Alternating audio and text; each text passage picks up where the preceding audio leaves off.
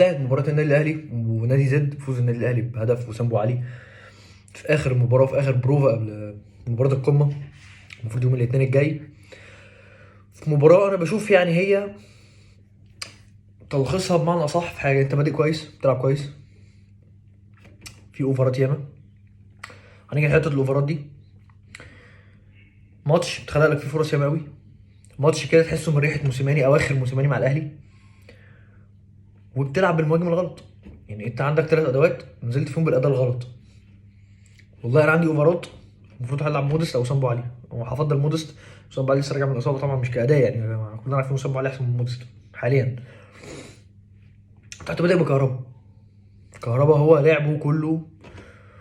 وكهربا كمان في مشكله تانية: كهربا يا اما انا مهاجم كويس جدا، يا ايه اللي انت بتعمله ده؟ ايه اللي انت بتعمله ده؟ كل كوره كلام كلام كلام، انت بتعمل ايه؟ انت النهارده قدمت ايه اصلا في الماتش؟ عمر كمال عبد الواحد حاليا هو احسن باك يمين موجود، تمام. الحاله الوحيده اللي ممكن اشوف فيها محمد هاني هو ماتش مازيمبي، عشان عمر كمال وعبد الواحد مش مؤيد. من السنه الجايه ما اشوفش محمد هاني في القايمه اساسا. يعني انا عندي انزل بكريم فؤاد ولا اكرم توفيق، ولا ان انزل بمحمد هاني؟ كميه خلق الفرص، كميه الاوفرات. لما بدات ان انت تلعب وتنزل حد وتنزل، رحت منزل عمر كمال او رحت منزل مودست،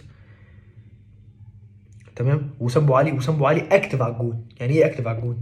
كل كوره انا التارجت بتاع الجون، التارجت بتاع الجون، مش زي كهربا. يعني كهربا بيقف صح بس هو مش حتته.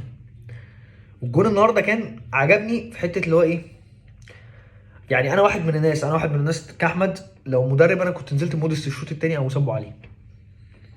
بين الشوطين كنت نزلت طلعت كهربا. طب الهدف من الموضوع ده كله ماتش الزمالك اللي جاي. ماتش الزمالك اللي جاي مبدئيا عمر كمال عبد الواحد اسيست كده كده، معلول هاني، معلول ربيعه منعم، تمام. المشكله بقى اللي هتقابلك الماتش الجاي: طب هل مروان عطيه هيلعب؟ انت مش عارف مروان عطيه هيلعب ولا لا. كوكا، سوليه، قفشه، وسامبو علي كده كده الماتش الجاي لازم يبدا. في حته بقى ايه دي انا عايز اتكلم فيها عامه، وهي مشكله في الاهلي الفتره الاخيره: فكره تقييم المهاجمين بتوعك. انا هفضل اتكلم عن الحته دي كل مره. انت عندك وسام بوالي، عندك كهربا، عندك موديست. انا بحس ان احنا بنلعب بالمهاجم الغلط في اليوم الصح. النهارده بترفع وبتلعب كوره عاليه فنزلت بكهربا، الماتش الجاي هتبقى بتلعب كوره على الارض فممكن تروح نزل بموديست. فانت انا مش فاهم انت المفروض دلوقتي النهارده في الموديست مثلا اللي يبدا او وسام بوالي، انت النهارده رحت نازل بمين؟ نازل بكهربا. طب انت الماتش الجاي هيبقى نفس الطريقه؟ ما اعتقدش. الماتش الجاي انت لازم تبدا. والزمالك كسب الاتحاد 3-0، الاتحاد مش فرقه وحشه. فدي برضو حطها بين قوسين: الماتش الجاي بتاع القمه مش هينفع يعدي كده، لازم في تركيز اكتر، لازم في شغل من اللعيبه اكتر. انا بس التماس العذر الكولر في حته واحده، حته الاصابات. انت كل ما تظبط هيكل للفرقه تلاقي الهيكل وقع. امام عاشور، حسين الشحات، كان رضا سليم من قبل كده.